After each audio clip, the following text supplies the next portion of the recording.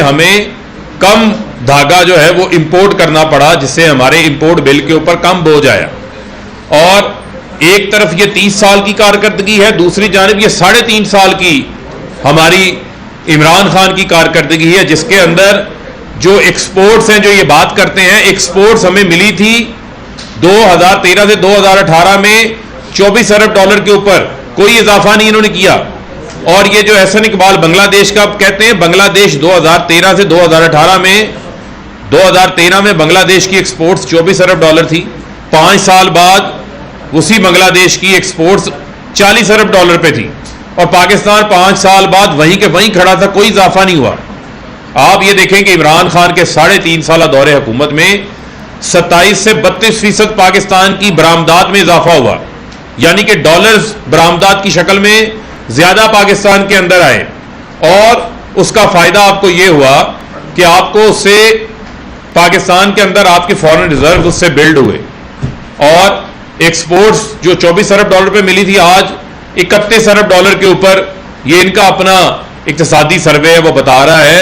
तो हमने उसके अंदर भी 6% इजाफा किया। जो गुड्स की एक्सपोर्ट्स हैं, सर्विसेज की एक्सपोर्ट्स डाल लें तो उससे भी ज्यादा हो जाता है। फिर जो तहसीलात ज़र, जो बैरून मुल्क 90 लाख पाकिस्तानी है जिनसे इन्होंने वोटिंग राइट उनका छीन लिया है, जो बैरून मुल्क पाकिस्तानियों को ये इंपोर्टेड हुकूमत तंग करने में कोई कसर नहीं छोड़ रही। जब नून लीग की हुकूमत 2018 में आई थी तो तरसीलात ज़र था पाकिस्तान के अंदर 18 अरब डॉलर सालाना। आज आपका तरसीलात ज़र जो बैरून मुल्क पाकिस्तानी भेजते हैं वो 32 अरब डॉलर है। 3.5 साल में 14 अरब डॉलर बढ़ गया है, सालाना 14 अरब डॉलर बढ़ गया, जो इस साल का नंबर है। अगर कंपैरिजन करूं मैं 2018 का और साल 2022 का, उस वक्त 18 अरब डॉलर थी, 2022 में आज वो 32 अरब डॉलर हो गई है, यानी कि उसके अंदर भी 68%, यानी कि 68% इजाफा उसके अंदर नजर आ रहा है। और नून लीग के दौरे हुकूमत में एक्सपोर्ट्स और तरसीलात ज़र को मिला के नेट पाकिस्तान के अंदर जो नेट डॉलर फ्लो था वो तकरीबन 42 अरब डॉलर था। और अगर इस साल की आप एक्सपोर्ट्स को और आप तरसीलात ज़र को साथ शामिल कर लें तो ये 63 से 64 अरब डॉलर्स का इनफ्लो पाकिस्तान के अंदर बन जाता है। तो मैं समझता हूं कि इमरान खान ने इन 3.5 साल के अंदर ना सिर्फ पाकिस्तान की मैशत को मजबूत किया, जो ये कहते थे कि नाहल हैं, इनकी टीम नाहल है, ये डिलीवर नहीं कर सकते, आज हमारे जो नंबर्स हैं वो बता रहे हैं कि इमरान खान ने तमाम तर चैलेंजेस के, कोरोना के, टड्डी दिल के, भारत के बॉर्डर्स के ऊपर टेंशंस के अलावा जो दुनिया के अंदर आलमी सुपर साइकिल प्राइसेस का आया था, उसके अलावा बेहतरीन जो है वो परफॉर्म किया है। तो मुझे आप ये बताएं, अच्छी खासी चलती हुकूमत को हटाने की क्या जरूरत थी? आज पाकिस्तान के ऊपर जो बैंक डिफॉल्ट की तलवार लटक रही है वो ना लटक रही होती। आज हमारा सरमायादार का कॉन्फिडेंस बहाल हो चुका था, कंस्ट्रक्शन सेक्टर चल रहा था, सनतें चल रही थी। आज पाकिस्तान के अंदर हर शोबा पूरे कॉन्फिडेंस के साथ सरमायाकारी भी कर रहा था, और बड़ी तेजी से पाकिस्तान के अंदर जो है हमारी मैशत मजबूत होती जा रही थी। लेकिन इनको पता था कि इमरान खान 5 साल पूरे कर गया तो फिर इनको किसी किस्म की ना इनकी बारी आएगी ना मौका मिलेगा। लेकिन जो ये महंगाई का तूफान आज ले आए, पाकिस्तान की अवाम जगह जगह हर जगह इनके खिलाफ जो है वो सरापा एहतजाज बनी हुई है। दूसरा जो इस मुल्क के साथ जुल्म इन्होंने किया है वो आपका NRO 2 है, जो कल आप देखें साइकिल चोर हो उसकी जमानत नहीं होती।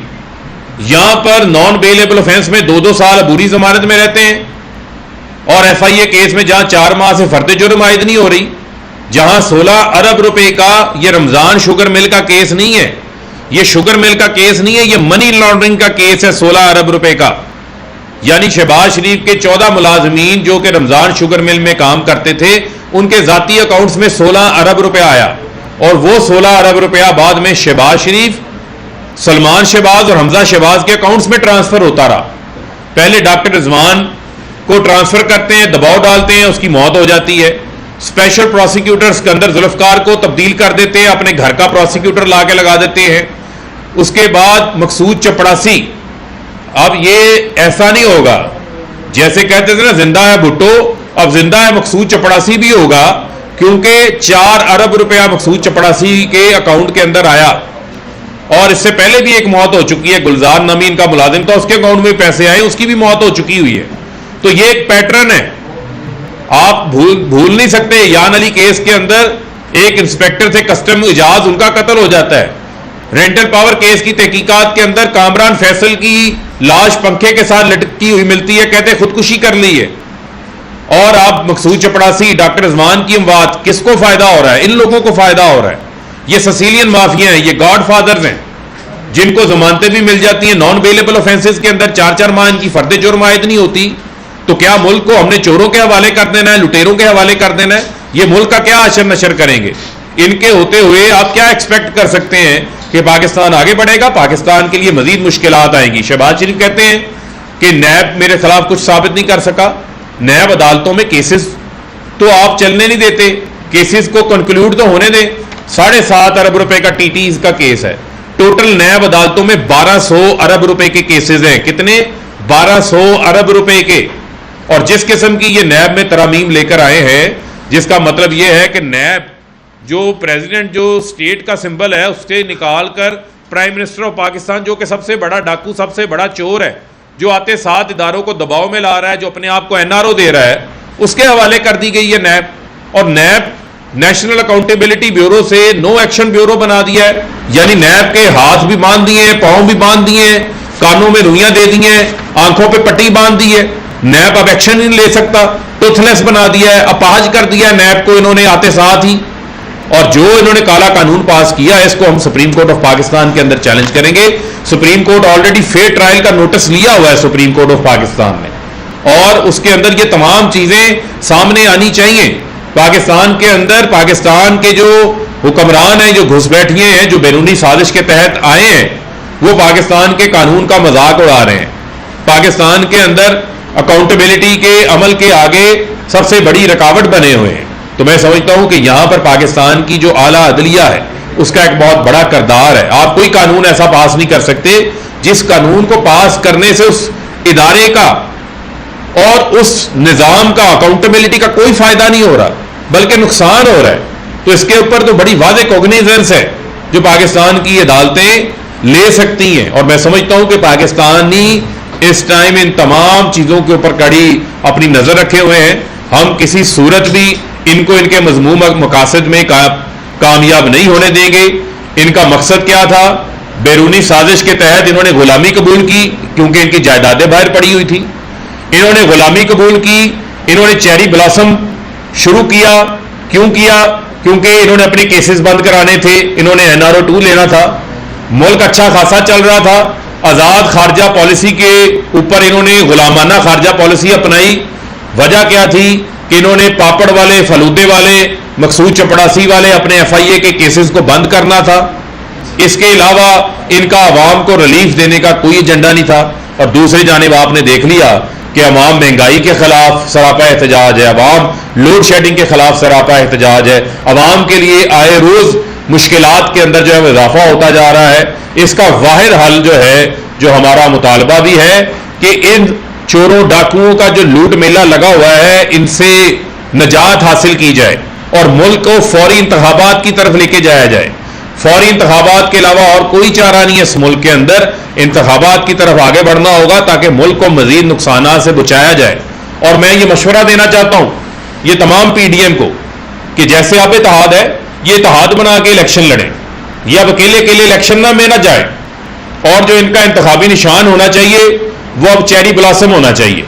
इनका इंतखाबी निशान चेरी ब्लॉसम होना चाहिए और ये चेरी ब्लॉसम के निशान के ऊपर जो है वो इलेक्शन लड़े और इंशाल्लाह पाकिस्तान की अवाम इनको ऐसा चमकाएगी इंतखाबात के अंदर कि इनको लग पता जाएगा। जी जिस तरह आपने कहा कि ये जो है एक्सप्लोर हो रहे हैं जो पाकिस्तान की हुकूमत है, हुकूमत है, तो आप कोई इंतखाबात क्यों चाहते हैं? आप नहीं समझते कि मजीद रहेंगे तो मजीद भी जो है ये जो काम है वो जो कल है वो सामने आएंगे? देखें, हमारा इक़्तिदार हमारी मजबूरी नहीं है। मुल्क का नुकसान हो रहा है, पाकिस्तान का नुकसान ये कर रहे हैं। आए रोज पाकिस्तान का नुकसान होता जा रहा है क्योंकि ये लोग ना ज्यादा ना फैसले ले सकते हैं, ना इन लोगों की कोई डायरेक्शन है, ना इनकी कोई समझ है, ना इनकी कोई बूझ है। ये पाकिस्तान को नुकसान पहुंचाते जा रहे हैं। पाकिस्तान की आवाम की महंगाई से इन्होंने लोगों की जो माहाना बजट है वो डिस्टर्ब हो चुका है। आज आम आदमी अपने बच्चों की स्कूल की फीस देगा या अपने बच्चों को 2 वक्त की रोटी खिलाएगा, वो परेशान है जितना इन्होंने इजाफा कर दिया है। यहां पर जरूरत थी इस बजट के अंदर पाकिस्तान की आवाम को रिलीफ दिया जाता। रिलीफ देने की बजाय इन्होंने NRO 2 दे के अपने आप को रिलीफ दे दिया। यही वजह है कि हम फौरी इंतखाबात चाहते हैं ताकि एक अवामी हुकूमत इक़्तिदार में आके अवाम की बेहतरी के लिए फैसले ले सके, वो IMF के आगे बिल्कुल लेट ना जाए। अच्छा सर, मौजूदा हुकूमत का कहना है कि अभी जो हालिया महंगाई है उसमें इमरान खान ने जो IMF के साथ वायदे किए थे। देखें, बुनियादी तौर के ऊपर आपका सवाल बारहा ये में हम सुन भी रहे हैं। अगर कोई ये कहते हैं हमने वायदा किया था, तो अगर हमने वायदा किया था तो हमारे दौर में तो 150 रुपए लीटर पेट्रोल था भाई। हमारे दौर के अंदर जो है वो घी की कीमत में 200 रुपए किलो इजाफा नहीं हो गया था। आटे के थैले में 200 रुपए 20 किलो में इजाफा नहीं हुआ था। बिजली 16 रुपए यूनिट ही बिक रही थी हमारे दौर के अंदर। और अगर इतनी इनको तकलीफ है मायदों से, तो इन मायदों से बाहर आ जाए। फिर क्यों इन मायदों को आगे लेके चल रहे हैं? ये अवाम के साथ पहले भी झूठ बोलते थे, पहले भी अवाम को गुमराह करते थे। कहते थे हम आटा 35 रुपए किलो करेंगे, चीनी 50 रुपए किलो करेंगे, पेट्रोल 75 रुपए लीटर करेंगे, घी 150 रुपए लीटर करेंगे। लेकिन ये कोई ऐसा काम नहीं कर सके। अब भी ये झूठ बोल रहे हैं और अवाम को गुमराह कर रहे हैं। हम इनको ये कहते हैं कि पाकिस्तान की अवाम के सामने हकाइक बयान करें, लोगों के साथ झूठ ना बोलें। आप लोगों के साथ झूठ बोल रहे हैं। दूसरी जानिब जो है वो आप NRO ले लेते हैं। पूरी काबीना ECL में होती है, ECL का कानून खुद ही बैठ के जो ECL में है वो तमाम चोर कानून चेंज कर लेते हैं। वजीर आजम 11 रोज बैरून मुल्क दौरे करके आता है, 4 दिन बगौड़े इश्तिहारी नवाज शरीफ के पास वहां बैठा रहता है। तो यहां पर मुझे सिर्फ ये बता दें कि इसमें अवाम की तरजीहात क्या नजर आती हैं? अवामी तरजीहात कोई नहीं है। इमरान खान हेल्थ कार्ड लेकर आए थे, इमरान खान कामयाब जवान प्रोग्राम लेकर आए थे। 77 अरब रुपया लोगों को सस्ते घर बनाने के लिए उनको तकसीम किया जा चुका है। 10 लाख रुपया मुफ्त इलाज उनको इमरान खान दे रहा था। 260 अरब रुपया एहसास प्रोग्राम के तहत इमरान खान ही दे रहा था।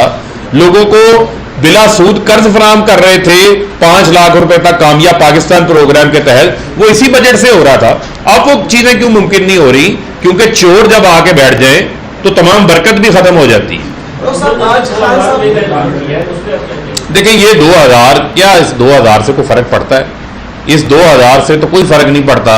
जितना इन्होंने बिजली का 100 यूनिट वाला जो जिसका बिजली का यूनिट बढ़ा है उसके बिल में 2000 रुपया इजाफा हो गया माहाना। जो 100 यूनिट इस्तेमाल करता है, जो एक पंखा इस्तेमाल करता है, जिसके घर में 2 बल्ब चलते हैं या लाइट चलती है, उसका ही 2000 सीधा सिर्फ बिजली में इजाफा हो गया।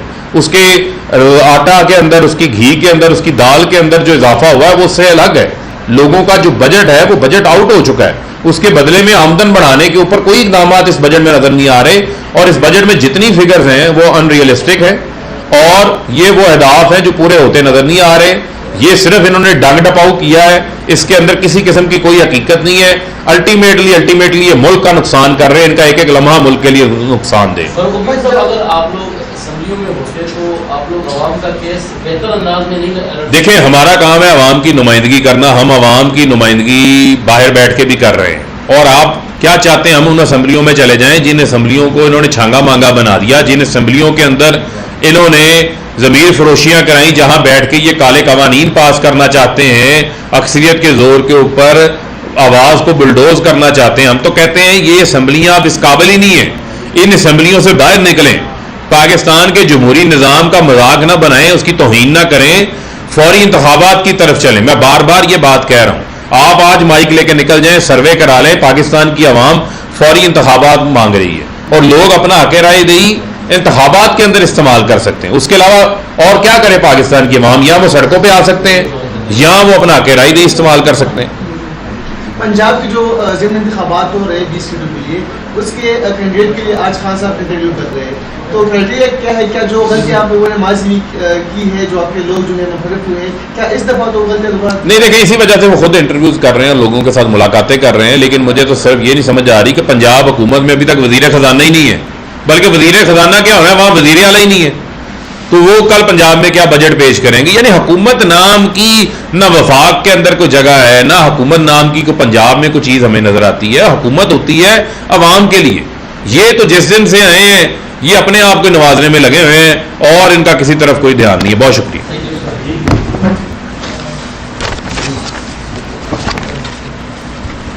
Thank you ji.